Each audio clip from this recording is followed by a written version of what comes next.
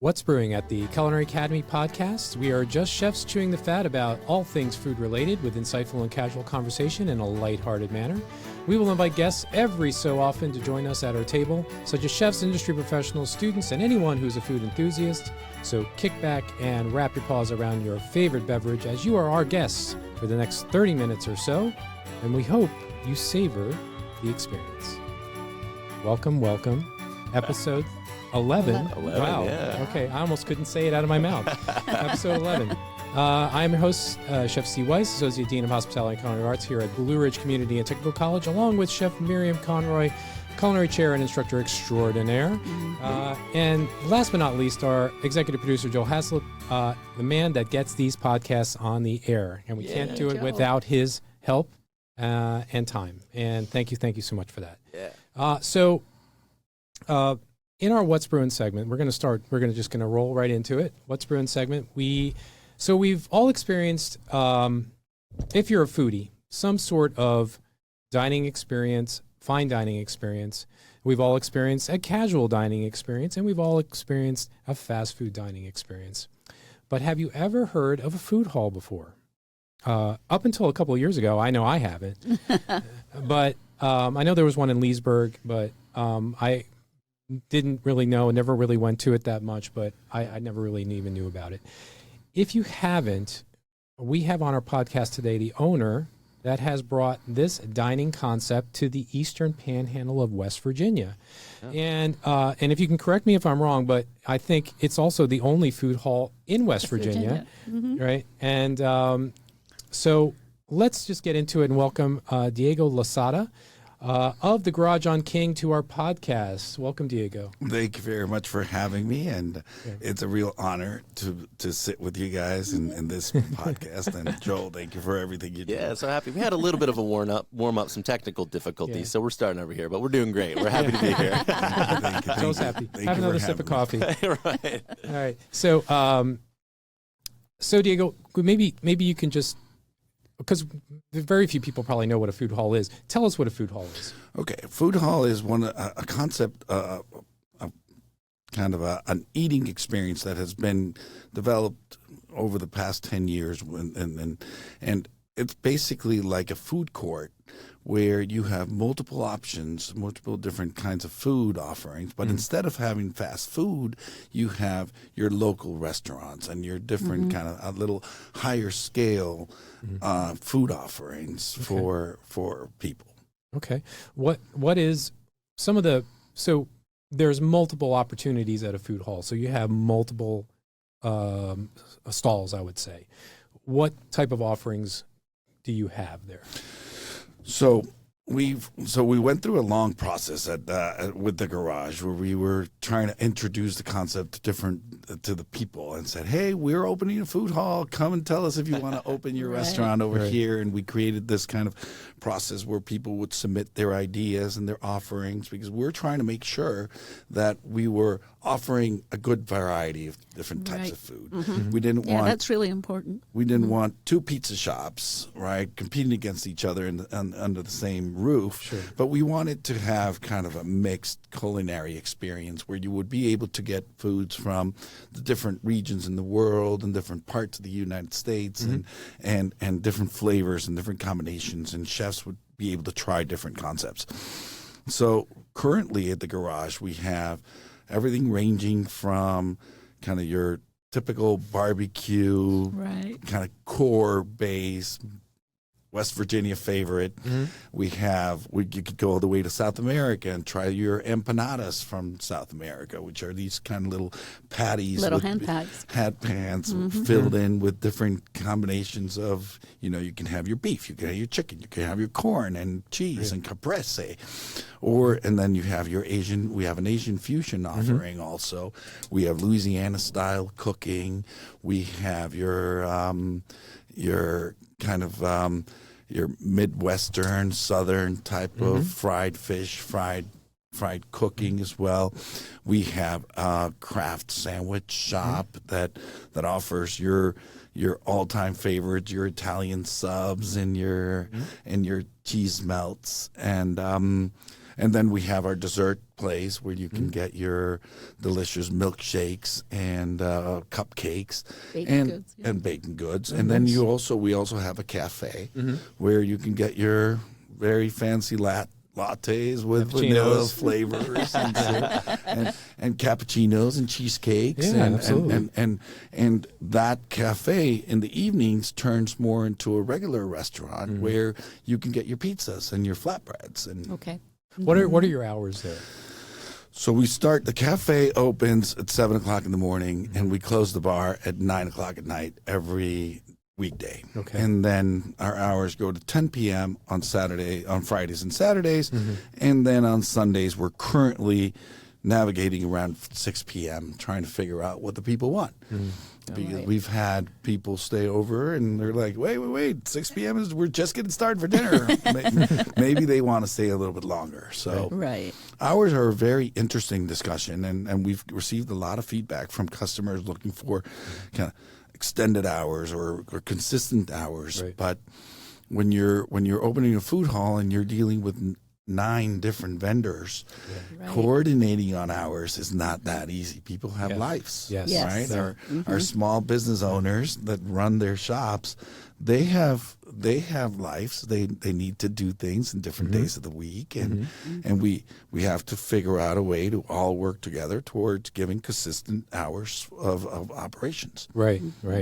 No, it's I think it's a wonderful concept, and I think Miriam had brought it up a while back. But this is a really great concept. You brought up the incubator. Incubator, yeah. So this is a great idea for these young people or people that maybe are not so well funded that can come in and maybe start a project. So look, I took a very academic approach to trying to learn what a food hall was. Now, rest assured, like Chef Steve, I didn't know much about food halls until I started working on one. I am a real estate investor. That's where I started. I bought buildings and I fixed up floors and walls and got new tenants in there, and that's what I was all about. But then as life goes, to whoever's listening, you know what I'm talking about. Life, I mean, everyone has a plan until you get punched in the face. And in the real estate industry, I had a plan to buy residential real estate until you get punched in the face and with vacancies. And when I was looking and trying to understand the vacancies in some of my real estate spaces, it's like, why aren't people renting downtown Martinsburg? Why isn't downtown Martinsburg more attractive to people to rent and live downtown? The feedback that I collected via surveys and just talking to folks was there's nothing really to do downtown. I mean, you could go to Habanero or you could go to like Breaks, which is kind of the gap in between Habanero fast food and Breaks.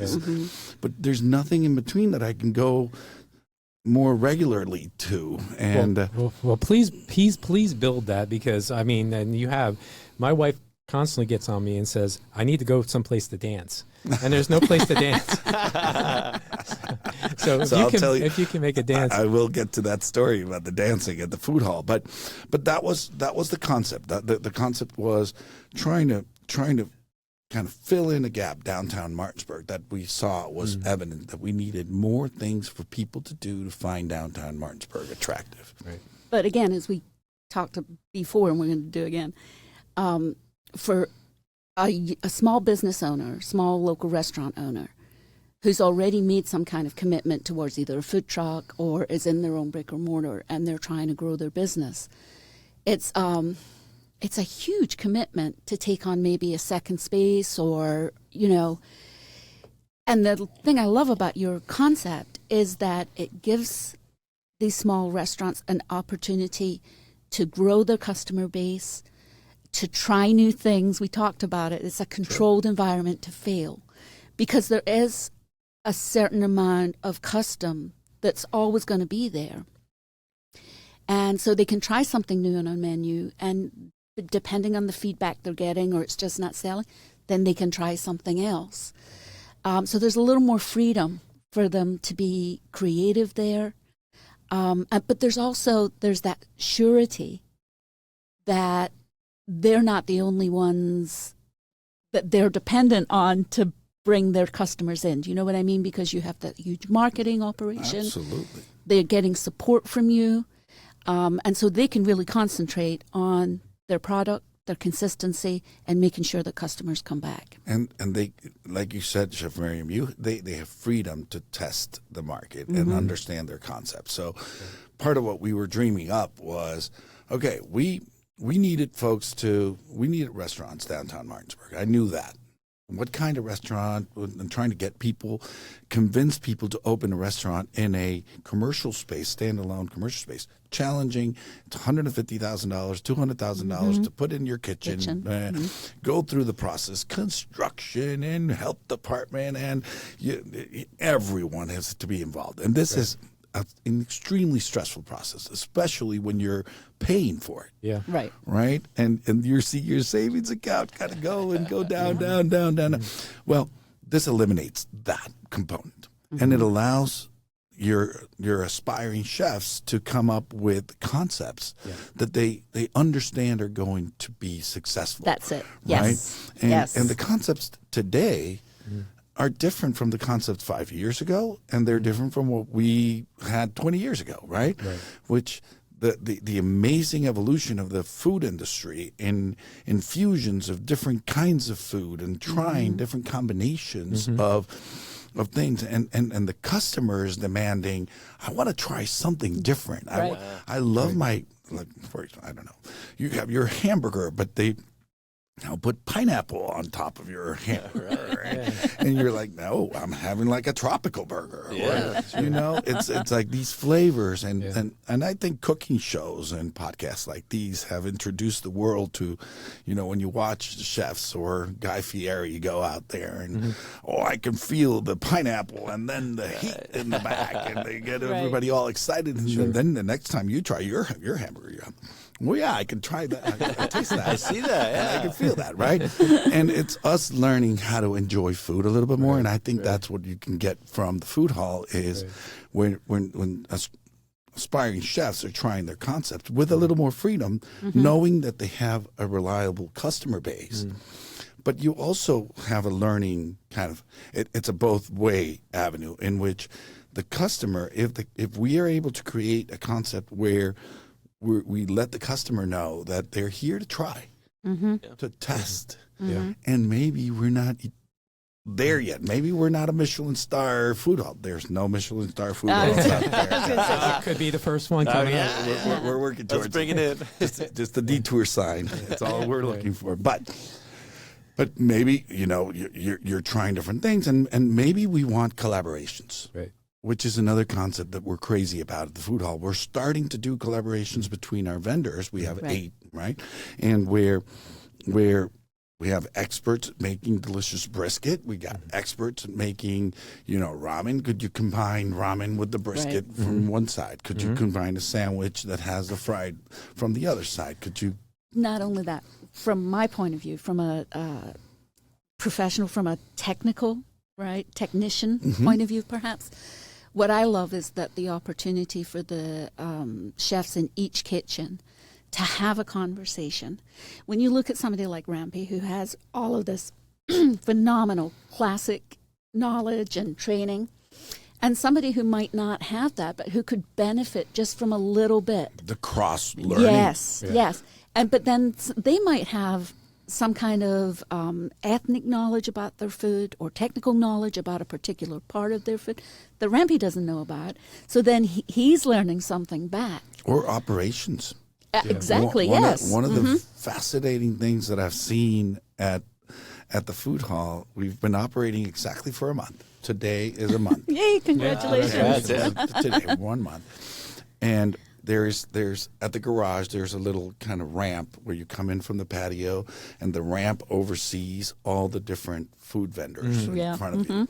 And because it's a food hall, the kitchens are fairly open. Yep. Right. You could see everything, how it all happens. All the sausage is made, And which is great. I like it. I like it in the concept of this incubator, right? You're there, you're exposed, but these kitchens are small, and they require a certain level of coordination Yes, between they do. a few people that are going to be inside of the kitchen. Right. And and I see some of my guys, which are incredible. And there's people in each. There's like a cooking station. There's like a prepping, and there's somebody manning the till, the screen, the terminal, Right. and interacting with the customer. I see folks in some of the restaurants that can hold a post for 15 to 30 minutes. Mm-hmm.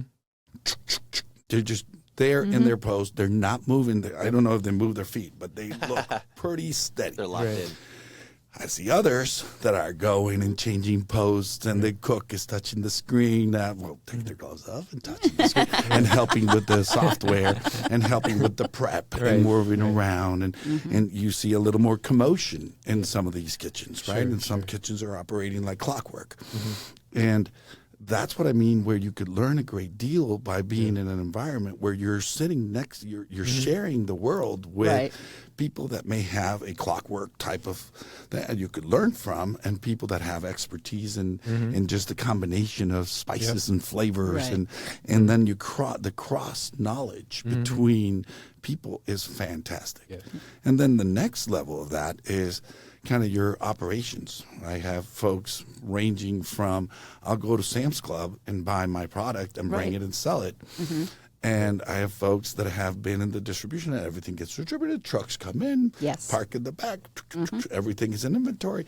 So the kind of the range of knowledge of how to of experience and experience or the scalability, because one of the major things for all you scholars in small business America, scaling businesses is really, really difficult to do. Yes, it is. Going from me, I have a business, I make cupcakes, to I have a multi restaurant space where it takes skill, it takes knowledge, it takes a whole lot of help from everyone you know in the world, right? You can't do this alone. So. Chef Miriam, I loved what you talked about consistency before, and that's another experience thing.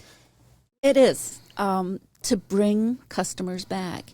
One of the hardest things for a small restaurant is to maintain that consistency. We talked about, you go to McDonald's in LA, you go to McDonald's here, it's the exact same product. You know what you're getting. You go to a small local restaurant, and you go in, you have a meal, you have some wine. In my case, you have a couple of glasses of wine.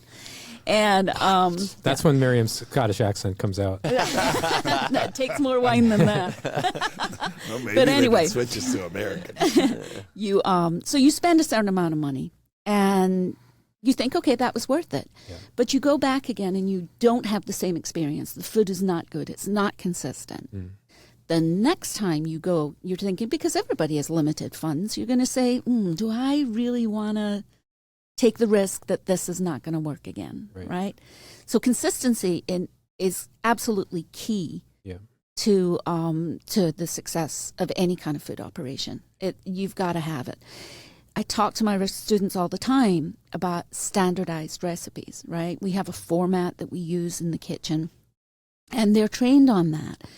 And they need to be able to recreate what the owner wants based on the paperwork. So if the owner's not there, right, whatever is on that paper has to bring out that same product, right? So this is a beautiful conversation because we're right in the middle of it, but I'll try to make it as quick as possible. So we are all about customer experience, but the customer experience is multifold, right? There's customer experience from when a customer walks in the food hall, they start their experience, right?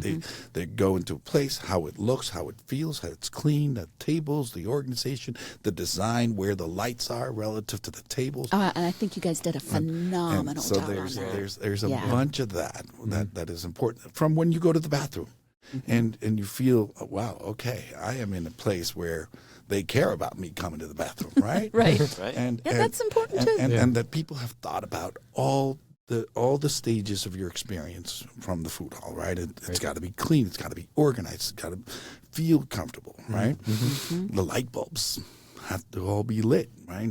Right, exactly. Like those small little details that we walk into a place we don't realize, but we're striving to give that customer experience. Sure. To when they experience food, right? The consistency of their food, their flavors, their ability to, if I love this particular food from this particular vendor, I'm going to get the same exact thing next time. Right. And we're going to have customers, and all of you know this, we're going to have customers that go to the same place and order the same food every single time. I do it. The I'm regular, guilty. yeah. We have that here.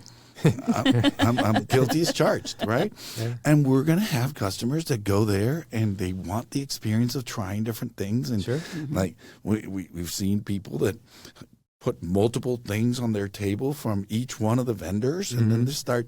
It's like what do you call those tables where those lazy suits. Yeah. In the middle. I'm going to take an empanada, and now I'm going to try a little bit of the beignets, and now I'm going to try some of this, and they get into that culinary experience. Well, They that's try how the my different flavors. family eats. Well, like we steal off each other's plates all Right, the time. right. Little family style, yeah. Yeah. But consistency and the ability to offer a product consistently is super important. Yeah. Which takes me to my last piece. And I know I'm overdoing my talking, but the consistency goes back to that discussion about small business America into scaling, where the actual chef or the actual cook or the actual person that came up with the delicious recipes of how to make the delicious food that they make is not on site. Yeah. Exactly. Yeah. And I personally need them to not be on site. I need my business owners to be on site 4-5 days a week, tops.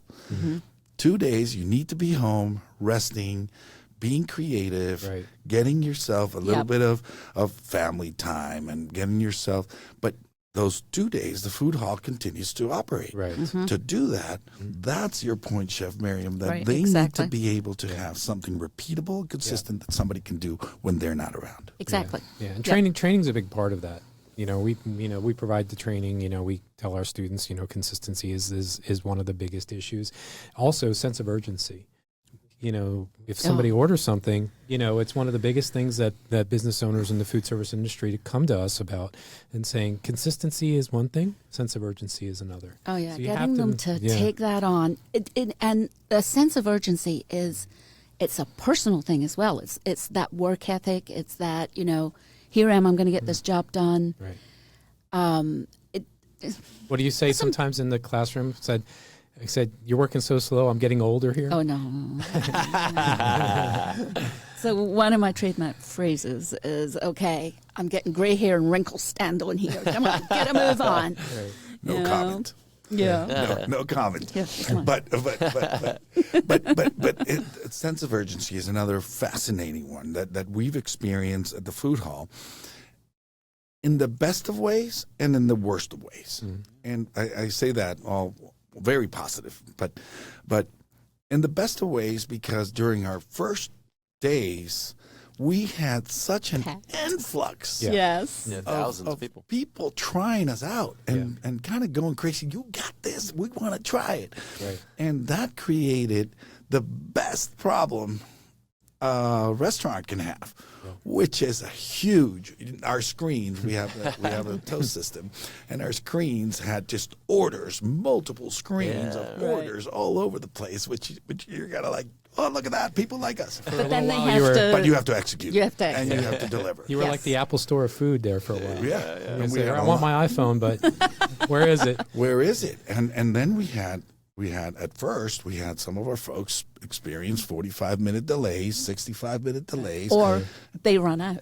and then we ran out. And running out is kind of okay, but you waiting 45 minutes for food, and then the food, and then when you're scrambling like that, maybe you can't deliver the consistency, the quality of the product that you're looking to deliver.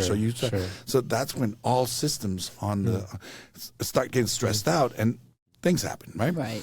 Which is why it's the best problem to have, and it's the worst problem to have. Yeah. But we've sat down as a team with all vendors together. It's like, guys, we learned a great deal. Let's internalize. Right. Let's see what we learned. Let's see how we can make our processes more efficient. And I know this is a cooking related podcast, so you guys will be able to understand this better than most. When you are working a fast-paced operations in high demand, a lot of your food prepping has to be done way before the Absolutely. customer has placed an order. Absolutely. Yeah. And we learned this. I explained the concept of a food hall to many people. And nobody knew what I was talking about. And I told them, everybody looked at me like, Diego, you're crazy. What are you talking about, right? I said, this is going to get crazy. It's going to get mad. It's going to be, but you can't teach people enough until they see it. Yeah. This is like my children. One of them has to, they're 17-year-olds. They have to go crash the car until they know, oh, you can crash? Typically, Is that right? Typically, people in our industry are visual learners, and you can't just read about it or have someone tell them. You have to actually physically see it to understand it. So that's a good point. And they saw it in the screens. Yeah. And they saw the customers coming in saying, I've been waiting for 45 minutes. What's going on? So we are in an evolution stage, and we're constantly trying to improve, right? And we're 1 month in. 1 month in. And by month 24, which is kind of my little, right? We're going to get really good at this, right? Yeah. And but you learn. You got to prep. You got to know how how your customer orders, and then. But that's not only the talent of the chef themselves. It's how do I make noodles in 2 minutes instead of 10 minutes? Yeah. How do I serve my gumbo in a matter of minutes instead? Right. He cooks his gumbo, Chef Nathaniel's. He cooks his gumbo for 8 to 12 hours. So he preps it way, way before the customer has placed an order, and he has a lean, mean machine for how does he put it all together when the time comes. But as you think about that, so that's important. And then the other skill, which we talked a little bit about, which is your business savvy skill, that comes from being able to predict the behavior of your customer. Right. Like, what are the hours that you come in at 10 o'clock in the morning and you start prepping for lunch, and then between 2 and 5, you start prepping for your dinner. And then you establish a routine where your inventory is appropriately managed from the back room into the stall where you're prepping your food. And it's all scientific, and it's not easy. Yeah. It's not easy to do, but once you get into the rhythm of it and you rely on the data, we have all the data in our POS systems. That's fantastic, right? For I think a lot of chefs who are able to do it well, it's an intuitive talent, right? So the fact that you have all of that data sitting there, and you can say, okay, at this time, here was the demand. Here are the dishes that were ordered, right? And they can say, oh, okay, this is trending, so I can prep more of this, and exactly, prep for it. And now we have 4 Mondays under our belt, and we could tell what happens on Mondays, what happens on Tuesdays, what happens on the weekends. When are people demanding more sandwiches? When do they want more gumbo? Yes. When do they like the barbecue? Do they like it at lunch or do they like it at dinner? And once we start going, we need more data, right? Oh, obviously. Yeah, you've only been open a month. Obviously, yeah. But the idea is to do those analytics and bring them to the stalls and say, here's what we know. Prep your distribution, prep your inventory, prep your pre-prep for your foods. But what this comes back to is that whole business side of opening a food business, right? A lot of people have a dream of doing it. It's a lot of hard work, as you say, the health requirements, the costs of doing it, right? And the profit margins are small, and you have to really stay on your costs all the time. All the time, you have to be creative. And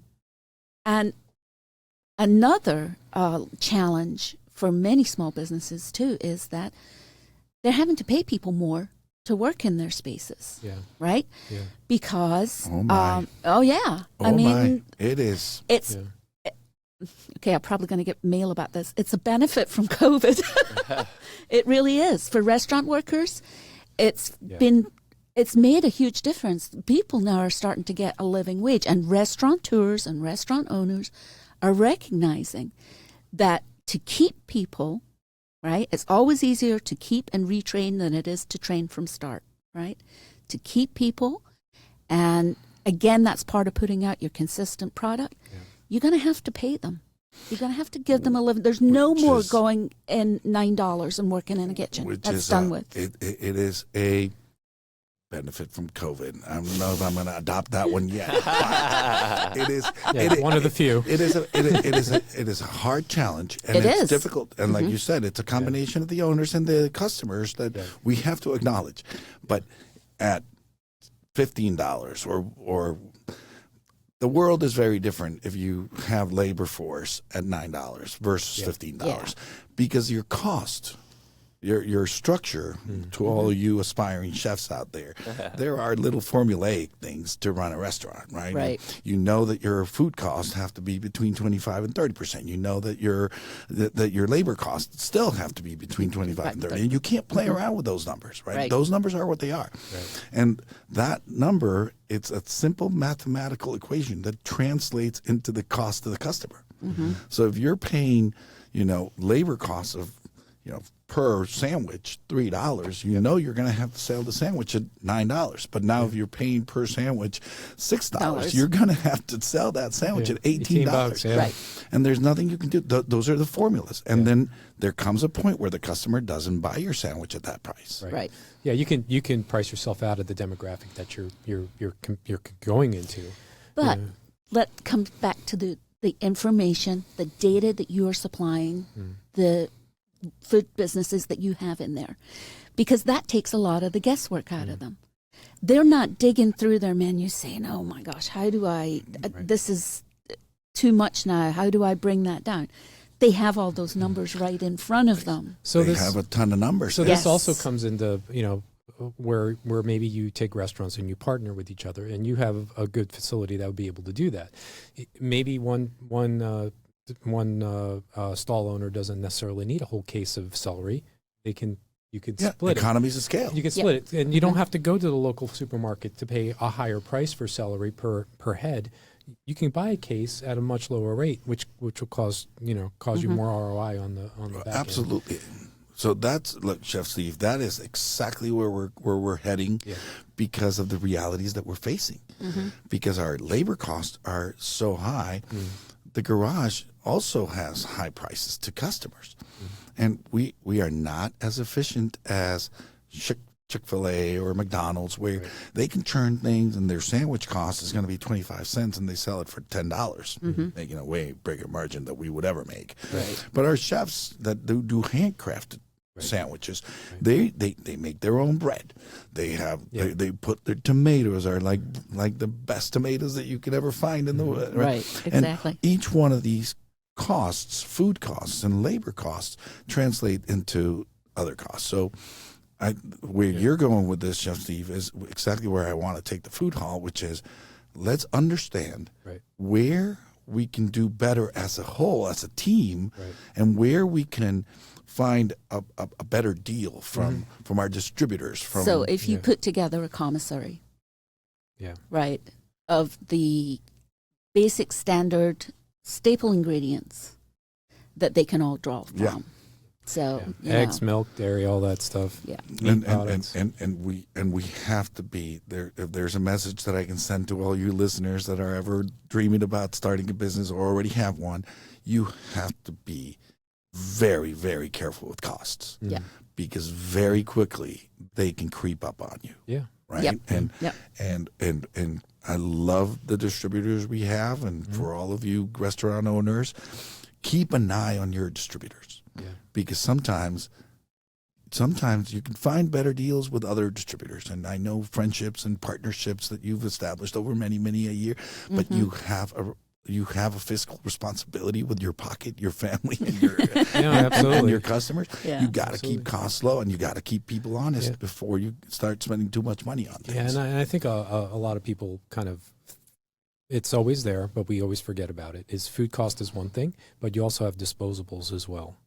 If you're and my utilizing goodness, the paper cost goods, of those went through the disposables, roof. Yeah. Over COVID, I mean, we were paying tons and tons of money just for gloves. Yeah. I mean, then all that is an expense that you have to absorb, and that's part of the whole schematic. You have to be able to withstand all of that. Right. Along with your wages. And maintain your enthusiasm and your excitement Exactly. for what you're doing. Yeah. I find it interesting when you're talking about the show kitchen part of the business. I really love this, to give the chefs an opportunity to get out and part of being a modern chef, thanks to open kitchens and all the TV shows and everything, is part of it is entertainment. Absolutely. You have to be able to present what you're doing to your audience in a way that they understand it, that it's fun, they're having a good time with it, right? So that's really important. And I'm really looking forward to seeing who's going to come out and visit and put on a show and cooking lessons. So it's a dream of ours. Yeah. And you guys are going to help me make it a reality. So well, we've been talking about it. Yeah. I tell everyone, I can't do any of this alone, right? So I depend on good people to help.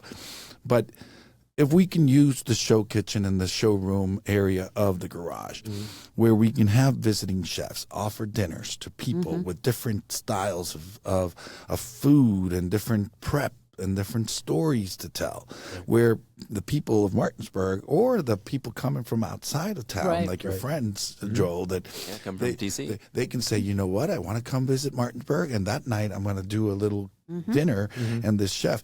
But the chef has to also be entertaining. Yes. Right? Yeah. In their own way. Not I'm not saying chefs are the funnest entertainers in the world. Some of them maybe. Some of them, Guy Fieri may be a fun guy to watch, but some others may be a little drier. But they have to be able to tell a story about the foods, the combination of flavors, how to pair it with a good wine, right? And if you get that experience, you feel good about it. So our dream is to have on a rotation basis where we can offer these dinners, let's say on a weekly basis, or if we get really good at it, like on a monthly, on a weekly, and a biweekly basis. And we have folks, I don't know if you, like from the culinary school, or you invite chefs to teach a lesson over here, and then at night they can come and do a dinner at the garage, right? And we can make it into a place where aspiring chefs and recognized chefs like to go and, hey, I had an experience at the garage. I did this at the garage. It was cool. It's a place to go visit, right? Yeah. It's a place to go do my thing, and we can have kind of the whole place set up for them depending on what they're making. Right now, we're starting with your previous guest in this show, Chef Rampy. He's gonna do a 4-course dinner on March 14th, where he's got a whole delicious, incredibly amazing menu that just melts makes my mouth water. And he's going to do some ravioli, and he's going to do a tenderloin, he's going to do a cassata, and it's like, wow, okay. And then he's going to tell us which wines to pair each one of the courses with. Right. And he's going to sit around the show kitchen, which is a big island that has 10 seats around it, and he's going to tell a story about the food, how to make it, how to get. Exactly. So it's going to be quite the adventure. And then after that, we have our New Orleans chef within the food hall, Nathaniel Landry, and he likes to do a boil. Okay. You have your lobsters, and we're going to try that. And people get different experiences. And then you guys are going to send me some of your friends or yourselves. Or Chef Steve could come and do a bakery and a dessert wine. Right. No, I think the concept kitchen is a nice addition to the food hall, and it'll definitely bring different types of folks that want a more of an experience. I think, I think it's a terrific concept. Yeah, it's a terrific concept. I think it's fantastic. Yeah. So we've spoken about the food hall, and we've spoken about the concept kitchen and the business opportunities as a culinary incubator with the food hall here in Martinsburg, but we really don't know a lot about Diego. So can you tell us a little bit about yourself? What's your backstory? That's why I talk about the food hall. So and the food hall. So it's a great place to go eat. No.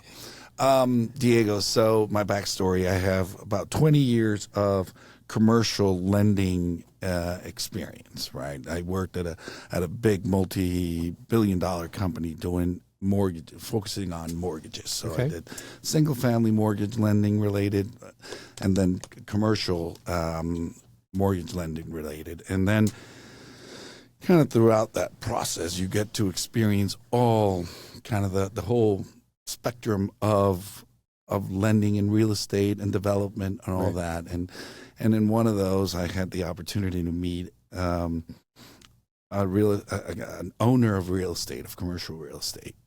We flew to Texas. My job in my old company was to establish interest rates for the guys' mortgages. So I was pretty important to him because I could give him a little bit of a better price. He thought, not that I was going to do it, but in conversations, he was an inspiring person where he was like, you know what? Basically, everything that's happening here, from the banks to the construction it all depends on me, right? I am the one that's paying every single one. He was a Texan guy with a big ego, and he's like, "All you guys work for me." And I got back on my airplane, flew back. It's like, this guy. And I said, you know what? Maybe I want to do it all on my own. Maybe I want to try it out. And that's kind of where I got the idea to venture off and leave my corporate job and start building my own portfolio. What I really wanted to start with was I wanted to start with a residential, a multifamily type of a real estate portfolio. Like we talked about before, everyone has a plan until they get punched in the face. And then vacancies happen, questions to people who are looking to rent. That led me into office space, and I owned the Hub and the Hub Suites, also downtown Martinsburg. And then some vacancies, some answers from people looking for spaces, looking for things to do downtown. And that's how I ended up over trying to open a food hall downtown Martinsburg. Oh, well, we're really glad. Yeah, we're that very you happy did. to have you in the community. Absolutely. So, I mean, you probably kind of already answered this to a point, but why the Eastern Panhandle? So, a couple of reasons. So, one, 10 years ago when this fine gentleman gave me the speech in Texas, I drove over to Frederick and I found a building in Frederick, and it was a nice building, a little beat up, and Frederick was a little hole in the wall. I mean, outside, I live in Bethesda, Maryland, and Frederick wasn't that well known. It didn't have a whole lot of economic development yet. It was starting. Just starting. But my boss at the time was like, Diego, you can't go. Stay with me. You know, she was working on something really important in her corporate job, and she wanted me to help her out with that. And I found to be I liked it, so I stayed with her. And 10 years later, I go over to Frederick, and oh my God, oh my God, they have 70 restaurants in this place. Yes, They have shops, antiques. They can support any kind of industry. They have employers from all over state. They have the University of Maryland component. One of the best chefs going. And they have that little creek, and then they're a culinary destination for multiple. And I said, okay, that ship sailed. I missed that boat. And then I was trying to find a place where I could participate. I could be a part of it. I wanted to be a part of that journey. And being from Maryland, I kind of drove over to Hagerstown, and Hagerstown is a fascinating, but it's a big town. It looked complicated to me. I couldn't visualize it in my head. But then I drove down 81, hit Martinsburg. I drive through Martinsburg on a Sunday morning, and it's this beautiful buildings, the architecture of the town, and it's just amazing. It's all clean, it's beautiful, but there's nobody there. And I was like, this could be a place that is calling for some revitalization, where if we put some shops, if we put some restaurants, and then I studied a little bit of your neighbors down here with the Procter and Gamble and Orgill and the people in Clorox and Macy's and all these folks. They're positioning themselves in 81. Martinsburg is right there on 81. Exactly. I said, this could be the beginning of a beautiful friendship. And that's how Martinsburg came to be. It had all the right stuff. It had the demographics. It had the employers. Plus, it has a culinary academy. And we have students that can become employees. There you go. Which, Diego was, he was probably one of the first ones that reached out to us, as soon as he got in the area. So he knew very that. Much so. And I've told many chefs, I said, if you we have like a nomadic lifestyle a lot of times. A lot of chefs do go from one state to another, one city to another. And I said the one thing that I always did every time I moved is I always contacted the local community college and asked if they had a culinary department, and I became their best friend. Where I would come in and donate my time. I would, talk to the students, donate some time to train them a little bit here and there. Maybe had gotten an adjunct position on and off here and there just to help out and just to be the first one. We're like a farm club. If you treat us like a farm club in baseball, we're training these new students to go out into the industry and be successful, and they can be successful in your realm. Well, it's really important that chefs tell us what they want. I mean, apart from the basic culinary knowledge and things, the thing about any vocational school is that you're going to get out of it what you put into it, right? Yeah, absolutely. But the additional things that a lot of chefs come up, that sense of urgency, right? As these students go through the program, as they progress, it gets tougher for them.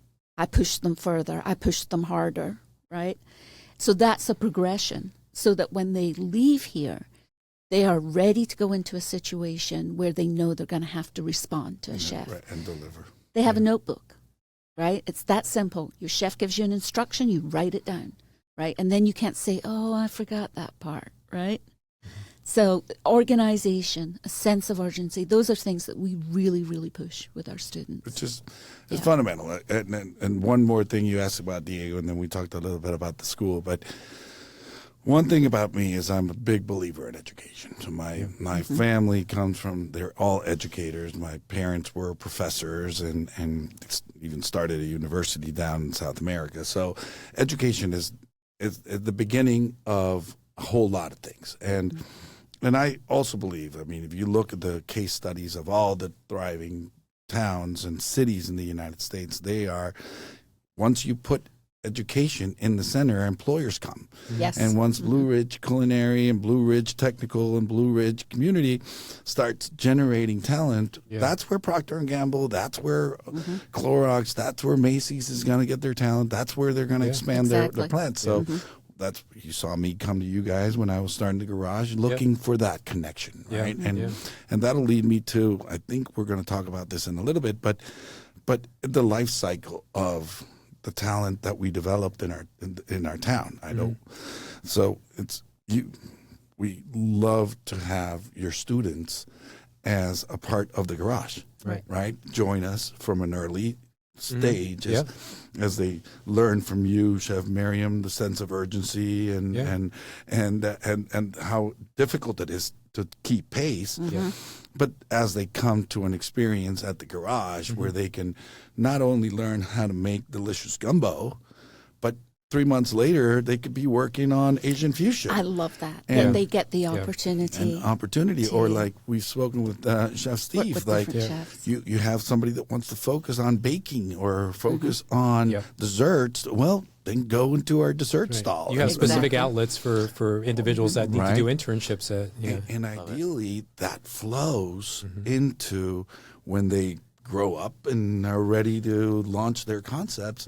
They'll be the ones that come in. Like the ones we currently have 4. They'll come in and it'll be like, Diego, how about I take one of those stalls, right? Absolutely. And that's the ultimate goal, I think.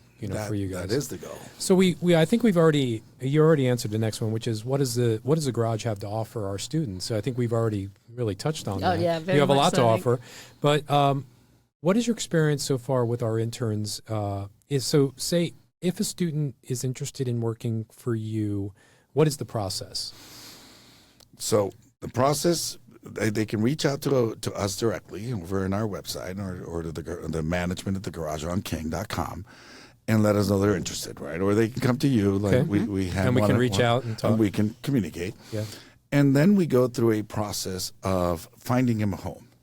Which one of our restaurants needs that kind of that kind of a talent at this time, or where do the interest of the particular student? Where are those interests, and try to match. Once we have that match and we have the kind of willingness from the owners or the restaurant and the student, then they're paired up, and then And then we used what we have the Learn and Earn grant as a part of a continued support for the garage, which works in many ways to tie back into our discussion. This is a great program for students to tie into and for the garage to plug into because it also allows us to contain some of those costs. Exactly. Right? Which is a program designed exactly for it. Yeah. Right? To give students great opportunities at a reasonable rate of wage, which is kind of subsidized by this grant that helps them have access to better opportunities. So we're gonna invite. It's a good marriage In a podcast. It's a great one. Yeah, we're gonna invite in the podcast coming up Alicia Burks, which is the Ascend Grant Coordinator, and Amber. Amber Busher, Learn and Earn, and we're gonna talk about all that because there's not a lot of people I think that really know about what we have to offer and what we can offer West Virginia businesses in food service. Yeah, for exactly. sure. And I think that's a good conversation down the line that we can get Absolutely.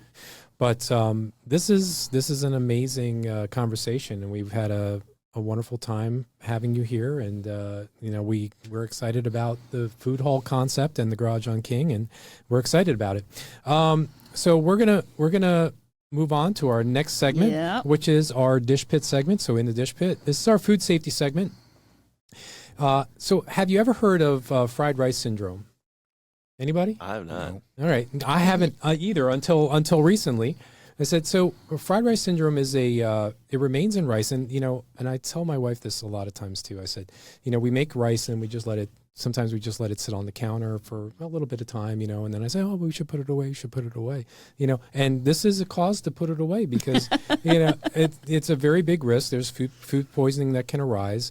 So if you leave rice out for a long period of time, it could actually, bacteria will accumulate and you can get very, very sick. So it is very important that if you're going to use rice, don't let it sit out for a very long time. Put it back in the refrigerator. And you can hit a lot of this information in our show notes. And always, if you're going to reheat, always reheat to 165 degrees. If you're going to have leftovers, always reheat to 165 degrees. So our next segment, we're going to go right into very, very quickly, is our tools and equipment. Tools and equipment spotlight. Chef Miriam, you have canapé molds. What is a canapé mold? Canapé mold. Okay. So very traditional part of garde-manger for making canopies. They're called barquettes, and they're different. All these little different shapes that you make the molds that you are going to put your canapes into. Okay. So that could be vol au vents, which is the recipe that we've attached to this podcast. Mm-hmm. And a vol au vent is just a little container made of puff pastry. Okay. My garde-manger class this week, in fact, will be in the process of making all of our canopy containers for our grand buffet, which is going to be on May 5th. Mm-hmm. And so they have to make everything from scratch. Yeah. There is no buying in any of those containers. So they're going to be doing that. And these are specially shaped little molds that they can use to make these bases, and then we can talk about how we're going to fill them all deliciously. Mm-hmm. Okay. So there's pictures of those molds and things on the show notes as well. Yeah, and you have a vol au vent canapé recipe coming. I do. Yes, that's there too. And that's on a simple one. Yep, that's there as well. And these are just basically shells that you can we could fill with multiple. Yes. Multiple things. You can fill with I was going to say, what's the official definition of a canapé, right? Okay, so canapé is 1 to 2 bites. Okay, so you should be able to hold it in your hand. Yeah. Yes. And canapé can be savory, it can be sweet, and just about as far as your imagination will take it. Yeah, right? yeah. That's the neat thing about it. Yeah, yeah. They should always look impeccable because you eat with your eyes first, and it's just a little bite, right? So it has to have an impact. Oh, yeah. And this is where you can do that fancy Bruin cut that we talk about every now and then, right? Oh, yeah, I love making them do the Bruin cut. They're like, oh, chef, no. So we never knew what to do with the Bruin cut. Now we know what to do. Now we know what to do with it. Yeah. So let's go right ahead into our next segment. Our next segment is food on film, food documentaries, reality, social media. I've chosen a really good film, Chef. You have. Right? It's really 2014. Have you, Diego? Have you seen Chef the movie? The movie. Oh, yeah, of course. So This is with what's his name? Jon Favreau. Jon Favreau. Yeah, Jon absolutely. Favreau. What a cast. Yeah, and yes, And the, trained by Ron Choi. yeah, and the cast is right, and the cast is amazing, and I thought because of the entrepreneurial aspect of what the Garage on King has, this is very much so. Yeah. Not a food hall, but it's a food truck. Right. But he transitions from high volume, fine dining, and maybe not getting along with his manager so much, and finding his family over again, getting a work-life balance, and going into a food truck. Right. And I think it's an amazing star-studded movie. But what I like about it, and I think this is an example for anybody, is that, yes, he comes from this very, very fine dining experience. It's rarefied, and, there are all those expectations. But the secret of Chef is that the sandwiches that he puts out are just as impeccable as fine at the dining. Yes, Yeah. exactly. Yeah. Yes. We got one of those examples of Yes, live you examples. Yes, you at- do. Right Yes, at you home. do. Yes, you do. Yes, So you one of our did. chefs- Exactly. New school, right? And I One of bet our he saw chefs- that movie. Yeah. He used to I be- hope he did, and I hope Yeah. it gave him Inspiration. Yes. Yeah, Yes. great movie. If you haven't had a chance to see Chef, it was done in 2014. Star-studded cast: Robert Downey Jr., Scarlett Johansson, Dustin Hoffman, John Leguizamo, Sofia Vergara. I mean, Yeah. it's a Phenomenal. laundry list of people in Hollywood right now. Yeah. But please watch it. Great time. So we are now at our words of wisdom moment. We have of the show. It's our culinary words of wisdom. Never go to a grocery store on an empty stomach, and you can reach for a falling star. Never reach for a falling knife. Yeah. Falling do guy. it, Chef. Don't do it. Don't do it. All right. So we hope this time here together have been insightful and entertaining. A big thank you to our guest Diego. Thank you, Diego. Thank you for having me. Yeah, absolutely. We'll have the links to Garage on King in the show notes that you can check that out. Go check out. They've done a great job on social media with their website and all sharing things. So check out what's happening. He mentioned a number of the events happening here in the next month or two. So go check out what's happening on the website. So another big thank you for Diego Losada for being our guest here. And this has been a What's Brewing at the Culinary Academy, brought to you by the Academy of Hospitality and Culinary Arts here at Blue Ridge Community and Technical College. You can listen to this and other podcasts just like this one on Spotify, Apple Music, Google Podcasts, or wherever you get your podcasts. And we thank you for joining us. Thank you.